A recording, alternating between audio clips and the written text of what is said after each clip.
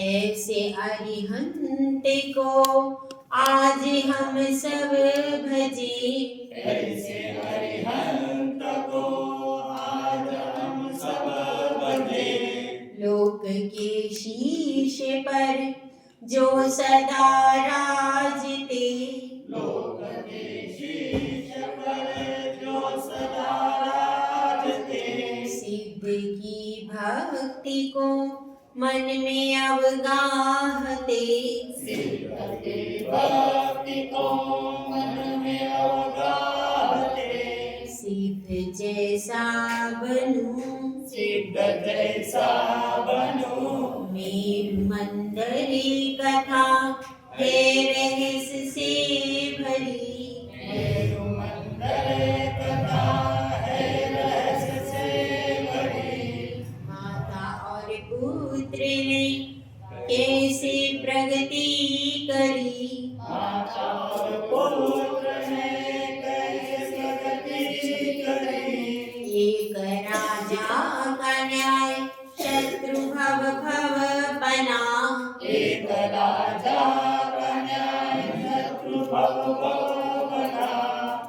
बन के अजगरी मुनि को निगलता खड़ा, बन के अजगर मुनि को निगलता खड़ा। दोनों गणधरे बने मोक्षगामी हुए, दोनों गणधर बने मोक्षगामी हुए। हम भी सुन करे कथा आत्मज्ञानी बने, हम भी सुनकर कथा आत्मज्ञानी बने। जय बोलिए 1008 श्री कुंथुनाथ भगवान की जय। परम पूज्य आचार्य श्री वामदेव सूरि भगवत की जय। परम पूज्य आचार्य श्री आदि सागर महाराज की जय। आचार्य श्री महावीर कीर्ति महाराज की जय। आचार्य श्री विमल सागर महाराज की जय। आचार्य श्री तपस्वी सम्राट सरस्वती सागर महाराज की जय। आचार्य गुरुवर सुंदर सागर महाराज की जय। अहिंसामय विश्व धर्म की जय। जिनवाणी माता की जय। माता की जय। हरिका संघ की जय। धीरे धीरे सूरज उगे, धीरे सब कुछ होए। क्या कहा है?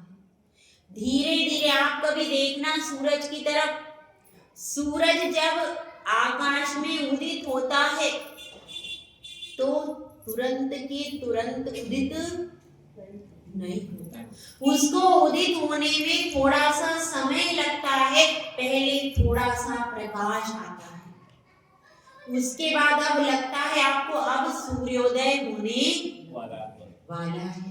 उसके बाद उसको धीरे धीरे वह प्रकाश बढ़ता है, उसके बाद भी आपको सूरज दिखता नहीं है। पहले उसकी किरणें आ जाती हैं, प्रकाश आ जाता है, उसके बाद में आपको फिर कुछ देर के बाद में सूर्य का दर्शन होता है।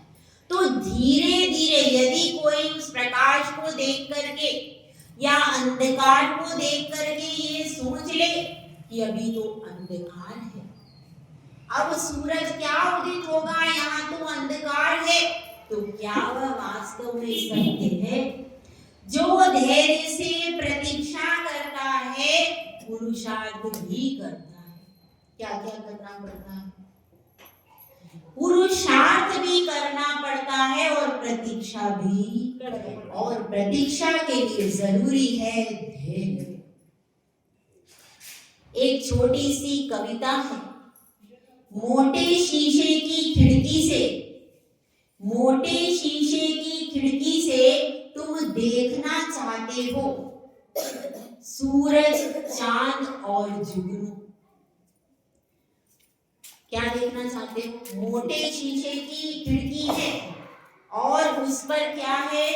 मोटा शीशा है जो कि कलर्ड शीशा है, जहां से आप सूरज, चांद आदि देख नहीं सकते। ठीक है, तो तुम्हारी, तो उसके लिए कहा गया है कि तुम्हारे हाथ शिथिल नहीं है। तुम्हारे हाथ शिथिल नहीं है, तुम अपने लिए खोल लो ज्योति का द्वार। क्या कर लो? खिड़की को भी खोलना पड़ता है। हम कहेंगे कि नहीं, हम हाथ पर हाथ धर करके बैठे, खिड़की को नहीं खोले तो क्या सूरज अंदर तक आ जाएगा? क्या नहीं। अगर आपको सूरज तक पहुंचना है तो क्या करना पड़ेगा? खिड़की खोलनी पड़ेगी, तब सूरज की किरणें आपके भीतर, कमरे के भीतर आ जाएंगी। तो यहाँ पर बात चल रही है, वो मंदर और मेरु आज खिड़की खोलने वाले हैं।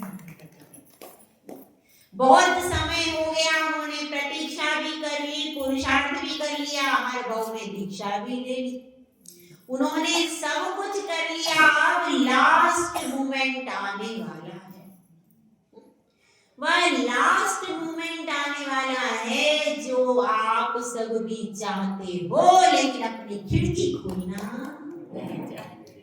अपने हाथों से अपनी खिड़कियां कब खोलोगे कुसुम्बा वाली? ये तो तीन चले गए अपनी अपनी खिड़की खोलने के लिए, न जाने आपकी खिड़कियां कब खुलेंगी। तो देखिए आज क्या होता है, किस प्रकार से वो मेरु और मंदर कहाँ जा रहे हैं भाई? समो शरण में जा रहे हैं। उनके बहुत कैसे भाव हैं? बहुत उत्कृष्ट भाव हैं। उन्होंने विकारों का त्याग कर दिया है। जो रमा होती है, अगर आप रमा से प्रीति करोगे तो राम दूर हो जाएगा। रमा से प्रीति करते हैं तो क्या दूर हो जाता है? राम दूर हो जाता है। और राम से प्रीति करते हैं तो रमा दूर हो जाती। अब किससे प्रीति करना है यह आपको सोचना है। एक साथ में राम और रमा नहीं मिल पाते। मिलते हैं क्या? नहीं मिलते। अगर राम चाहिए तो रमा को छोड़ना पड़ेगा, और रमा चाहिए तो राम को छोड़ना पड़ेगा। हमारा यह आत्मा राम जो है अनादिकाल से एकत्व भावना से गुंफित है, एकत्व भावना से समन्वित है, उसी में रचा बचा है, तन्मय है। उसका कोई स्पर्श नहीं है, रस नहीं है, गंध नहीं है, वर्ण नहीं है। ऐसी यह आत्मा है। तो वह जब बाहर के पुद्गल को देख करके प्रसन्न होने वाला जीव है, वह जो अगम है, अगोचर है, अदृश्य है, उसका दृष्टि कैसे ले पाएगा? जिसकी दृष्टि बाहर में खुली हुई है, वह आदृष्टा का दृश्य का आनंद कैसे लेगा? आदृष्टा है कौन? आत्मा। अनुभव किया जा सकता है लेकिन देखा नहीं जा सकता। क्यों? क्योंकि इसमें स्पर्श, रस, गंध, वर्ण नहीं है। इसलिए इसको केवल अनुभव से जाना जाता है, इन चर्म चक्षुओं से देखा नहीं जाता। और वे राजकुमार दोनों जा रहे हैं, समो शरण में जाते हैं। समो शरण में 4 मान स्तंभ मिलते हैं चारों दिशा में, पूर्व, दक्षिण, पश्चिम और उत्तर। इस प्रकार से परिक्रमा में होता है। जब आप परिक्रमा लगाते हैं तो कैसे लगाते हैं? पूर्व से दक्षिण, फिर पश्चिम, फिर उत्तर। तो वह मान स्तंभ की प्रतिमाओं की वंदना करते हैं और अत्यंत उनका हृदय कैसा हो जाता है? प्रफुल्लित हो जाता है, गदगद हो जाता है। गदगद होकर के वे धीरे धीरे समो शरण में आगे बढ़ते जा रहे हैं।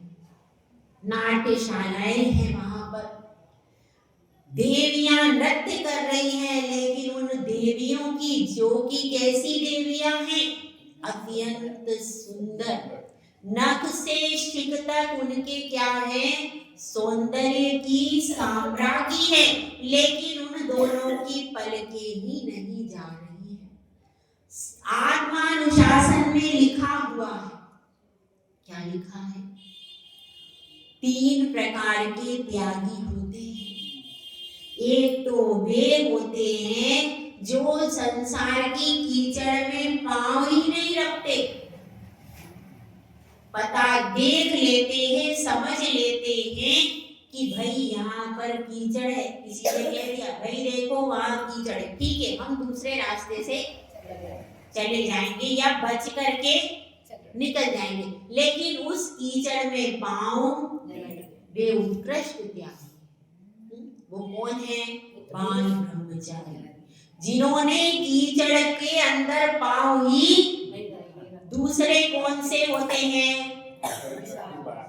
मध्यम वाले, वे कैसे होते हैं, वे सब कहते भैया कीचड़ है, क्या हमें क्या पैसे पता चलेगा, पहले हम पैर डालेंगे फिर फेंकेंगे, तो वो कहते नहीं नहीं पहले हम पैर, वो अपना पैर कीचड़ में डालते हैं, फिर क्या होता है, फिर उनको पश्चाताप, अरे ये तो कीचड़ थी, अरे मेरा पैर गंदा हो गया, अब क्या करें, चलो इसको धो लेते। वे क्या करते हैं, संसार बसाते हैं, गृहस्थ धर्म का निर्वाह करते हैं और अपनी सीट पे बिठाते हैं। अगर आपने गृहस्थ धर्म में प्रवेश किया है तो अपनी सीट पे एक कैंडिडेट बिठा के जाना, ताकि यह परंपरा चलती रहे। तो अपनी सीट पे वो एक कैंडिडेट को बिठाते हैं और उसके बाद कहते हैं भैया पांव गंदे हो गए, अब धोने को जाएंगे। तो क्या करते हैं, फिर वो संसार में अपनी कर्तव्य को पूर्ति कर देते हैं, अपने बेटे को श्रावक धर्म का उपदेश देते हैं और कहते हैं देखो मैं अब दीक्षा लेने जा रहा हूँ, तुम भी अपने बच्चों को योग्य बना करके बुरी दीक्षा लेना, ऐसा उपदेश दे करके जाते हैं। आपको भी ऐसा उपदेश दे के जाना चाहिए अपने बच्चों को, जाते हैं क्या, यह परंपरा है अपनी।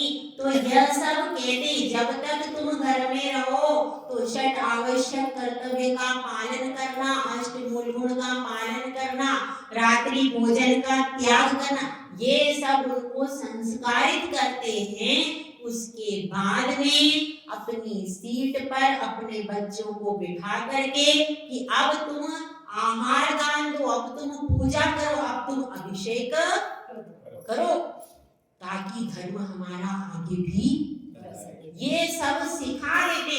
और सिखाने के बाद में वे घर का त्याग करके फिर कहाँ चले जाते हैं, संघ में जाकर मुनियार का दीक्षा।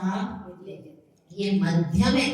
और भी कैसे होते, तीसरे नंबर के, वो ऐसे होते हैं कुछ ऐसे कि बिल्कुल अंतिम समय आने वाला लगा उनको, अब हाथ पैर अपने बिल्कुल शिथिल होने को आ गए, तो अंत समय में जाकर के गुरुराज के पास में दीक्षा लेते हैं, 2-3 दिन टिकते हैं और ओम नमः ऐसे।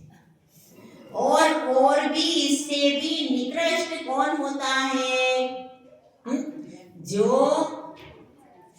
क्या करते हैं, बातें तो बहुत बड़ी बड़ी करते हैं पूरी जिंदगी में, और फिर यहीं पर रच-पच रहते हैं, और फिर किसी अस्पताल के बेड पर वो अपने प्राणों को छोड़ देते हैं। वो कैसे, वो त्यागी होते ही कभी अपने को कौन सा बनना है, ये सब आप अपना अपना देखना भाई, जिसको जोन सा वाला पसंद आ जाए वो कौन सा वाला कर लेना।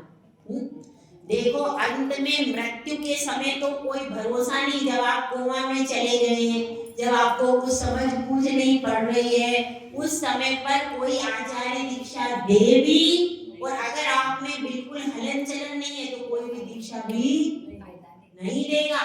थोड़े बहुत हाथ पैर चलेंगे तो उस समय आपको सिर्फ चारों प्रकार का आहार पानी त्याग करके सिर्फ संलेखना दी जाएगी। आप जो चर्या है उसका पालन तो कर ही नहीं सकते।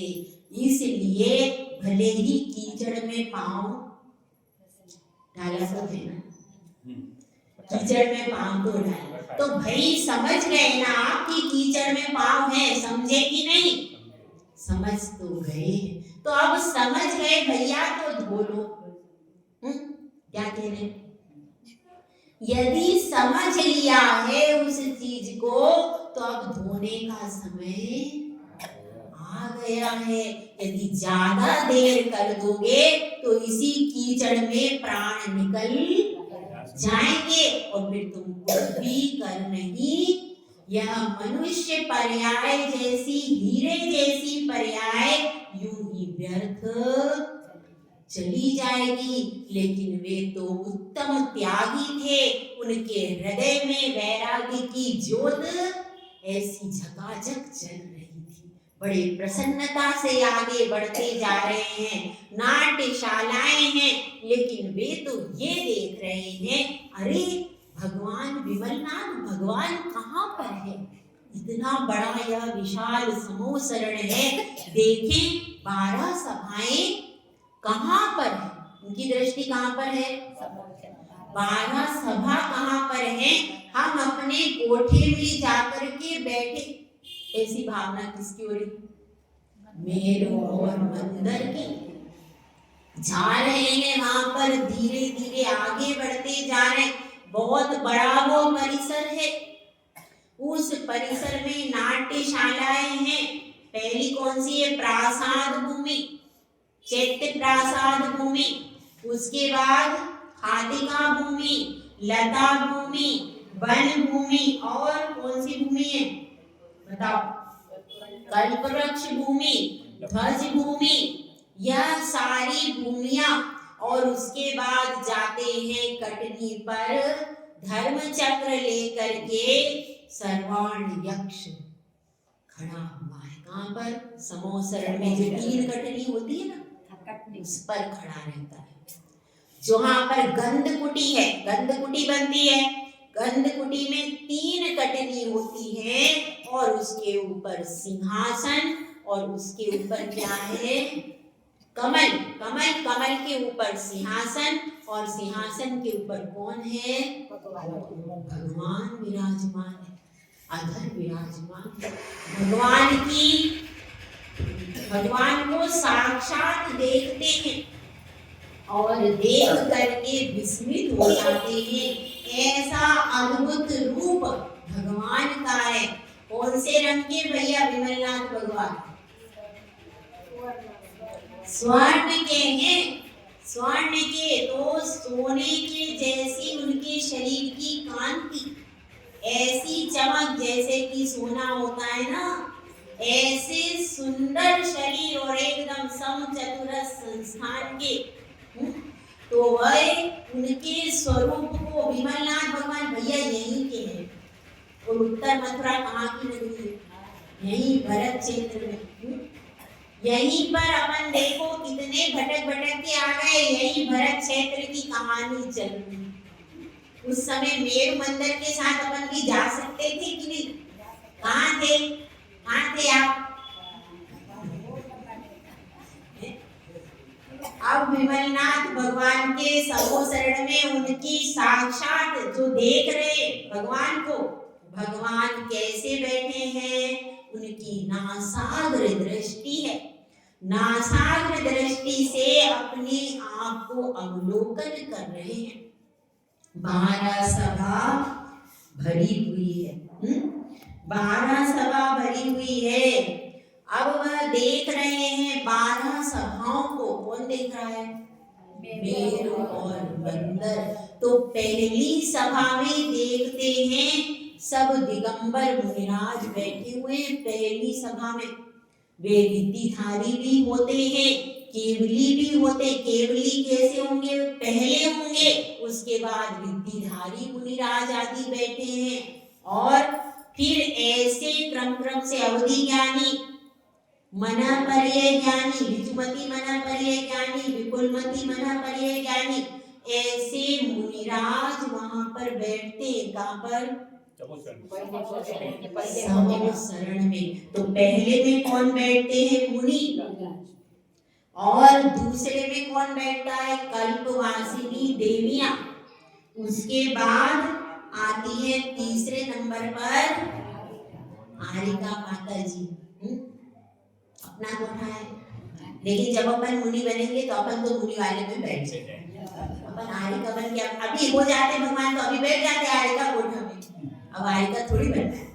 तो अब तीसरे नंबर पर आरिका, फिर चौथे नंबर पर ज्योतिषी देवियां, उसके बाद भवनवासी देवियां, और उसके बाद व्यंतर देवियां। इसी प्रकार से क्रम बनेगा किसका? देवों का। कल्पवासी देव पहले, उसके बाद कौन? भवनवासी देव, और उसके बाद व्यंतर, और अंत में ज्योतिषी। ऐसे क्रम बताया। ठीक है? हाँ, देव देवियों का साथ में। उसके बाद 11वें में मनुष्य और 12वें में व्यंज। इस प्रकार से ये 12 कोठों को देख रहे, और देखते देखते भगवान की छवि देखते देखते अब इसमें इस प्रकार से आया। वैसे तो अपन बताते हैं कि कोठे में मुनि होते हैं, लेकिन इसमें ऐसा लग रहा है कि शायद वहां पर पहले मुनि नहीं थे। ये तो कोठे बताए हैं, क्योंकि भगवान जब वे पहुंचे तो भगवान की दिव्य ध्वनि खिरना प्रारंभ नहीं हुई, खिरनी प्रारंभ नहीं हुई थी। केवल भगवान का दर्शन करने से ही उनको वैराग्य, क्योंकि पूर्व भवों का भी संस्कार था, पूर्व भव के भी सारे संस्कार थे, तो वो वैराग्य हो जाता है और निवेदन कर देते हैं वहीं पर। किसको? विमलनाथ भगवान के चरणों में निवेदन करते हैं, हे प्रभु, हम आपके चरणों में आए हैं। अब हम संसार की सुषमा को देखना नहीं चाहते, अब हम अपने अंतरंग की सुषमा को देखना चाहते हैं। इस संसार की सुषमा तो कैसी है? क्षणिक है। सुषमा मतलब क्या होता है? सौंदर्य। यह सौंदर्य क्षणिक है और कैसा है? अल्पकालिक सुख का देने वाला है। लेकिन आत्मा का जो सुख है वह कैसा है? त्रिकालिक सुख को देने वाला है। इसलिए हम उस आत्म सुख को चाहते हैं और आपके चरणों में मुनि दीक्षा लेना चाहते हैं। ऐसा कह करके दोनों कुमारों ने पंचमुष्टि केशलोच कर लिया, केशलोच कर लिया, और अपने वस्त्र और आभूषण, वे राजकुमार थे, उनके बहुत बहुमूल्य वस्त्र आभूषण थे, हीरे पन्ने के, मणियों के, वो सारे वस्त्र आभूषण उतार करके रख दिए, उतार करके अलग कर दिए। दिगंबर मुद्रा धारण कर ली, दिगंबर मुद्रा धारण कर ली। और फिर क्या हो गया? फिर ये साधना में लग गए दोनों। कौन कौन? मेरु और मंदर विराज हुए ना, ये दोनों साधना में लग गए और अल्प काल में ही इन्होंने 7 प्रकार की रिद्धियों को प्राप्त कर लिया। 7 प्रकार की रिद्धि, बुद्धि रिद्धि, औषधि रिद्धि, अक्षीण संवास रिद्धि आदि 7 प्रकार की कोष्ठ रिद्धि, ये सब रिद्धियां उन्होंने क्या कर ली? प्राप्त कर ली। प्राप्त करने के बाद वे शुद्ध केवली हो गए। द्वादशांग के पाठिवत के बीज रिद्धि भी आ जाए, बुद्धि रिद्धि आ जाए, तो उसमें क्या हो जाता है? बहुत सारे शास्त्रों का ज्ञान अपने आप, तो उनको शुद्ध केवली हो गए। अब वे शुद्ध केवली बन करके उन्होंने भगवान के चरणों में क्या किया? नमस्कार किया। और भगवान की क्या करने लगे?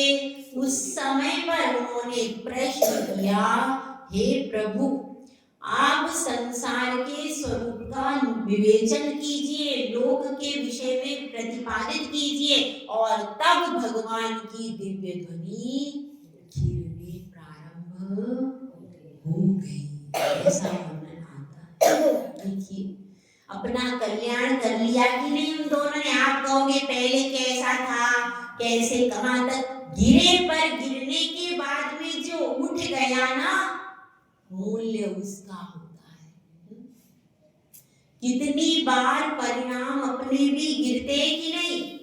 गिर जाते हैं, फिर उनको उठाना पड़ता है बार बार बार बार। तो फिर भी उन्होंने हर भाव में दीक्षा तो ली, दीक्षा से मन नहीं चुराया है। तो अब क्या होता है? वे दोनों उत्कृष्ट चर्या को करके, कौन कौन? मेरु और मंदर, उत्कृष्ट चर्या को करते रहे। और दिव्य ध्वनि में भगवान कहते हैं, ये तीनों लोक हैं। कौन कौन से हैं? ऊर्ध्वलोक, अधोऊर्ध्वलोक, मध्यलोक और पाताल लोक। इस प्रकार से यह तीन लोक है और इसको घेरे हुए तीन वलय हैं। घनोदधिवात वलय, घनवात वलय और तनुवात वलय। इसको पूरा वेष्टित करते हुए हैं। नीचे चले जाएं तो नीचे कितने नरक हैं? 7 नरक हैं। कितने में हैं? 7 राजक। ठीक है। ब्रह्मलोक ऊपर 5 राजक। ठीक है। और मध्य में जो त्रस नाड़ी है वो कितनी चौड़ी है? 1 राजक। ठीक है। यह सब विश्लेषण करके भगवान ने क्या निवेदन, क्या बताया? संस्थान विजय धर्म ध्यान के योग्य है। किसके है? या लोक विजय बोलो, लोक विजय बोलो या संस्थान विजय, जिसमें तीनों लोक का वर्णन बताया जाता है। क्यों बताया जाता है? धम्मा, पहला नरक कौन सा है? धम्मा, वंशा, मेघा, अंजना, अरिष्टा, मघवी और माघवी। इस प्रकार से ये 7 एक के नीचे एक नरक है। और उस नरक के नीचे कौन है?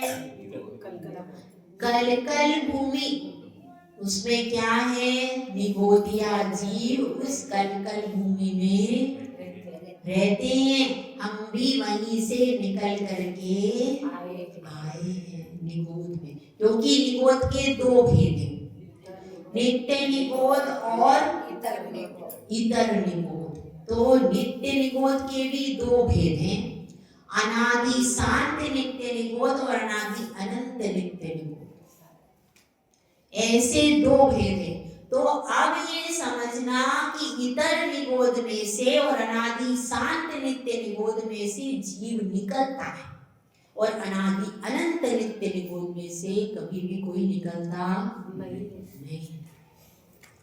तो ये सब विश्लेषण क्यों करते हैं कि यह संसार कितना कठिन है। निगोद में एक श्वास में 8-10 बार क्या होता है? जन्म मरण होता रहता है। ऐसा इस संसार के स्वरूप को समझना चाहिए और समझ करके इससे बाहर निकलने का पुरुषार्थ, इसलिए केवल नक्शे बनाने के लिए नहीं है वर्णन। उस वर्णन को समझ करके देखो कि इस त्रस नाड़ी में कौन है। नाली में बैठे हो भैया आप लोग सब, घर के अंदर नाली रहती है, नाली में अपन सब पड़े हुए। त्रस नाड़ी में अपन सब त्रस नाली में पड़े हुए हैं और इसलिए इसमें से निकलने का पुरुषार्थ करना चाहिए। यह सब वर्णन कौन कर रहा है?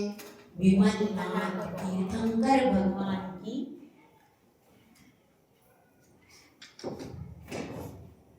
विमलनाथ तीर्थंकर समूह शरण में यह वर्णन चल रहा है। और मेरु और मंदर जो कुमार है वे उस दिव्य ध्वनि को झेल करके सारी दिव्य ध्वनि को जो यह 12 कोठे में सब प्राणी बैठे हुए हैं उनको क्या कर रहे हैं, उनको सुना रहे हैं। तो ऐसा सौभाग्य हमारे भरत क्षेत्र को मिला है। यहीं की कहानी, ये कहीं बाहर की कहानी नहीं है। तो इसमें आप जागृत हो जाओ और अपनी अपनी खिड़की को खोल लो। यही उपदेश है।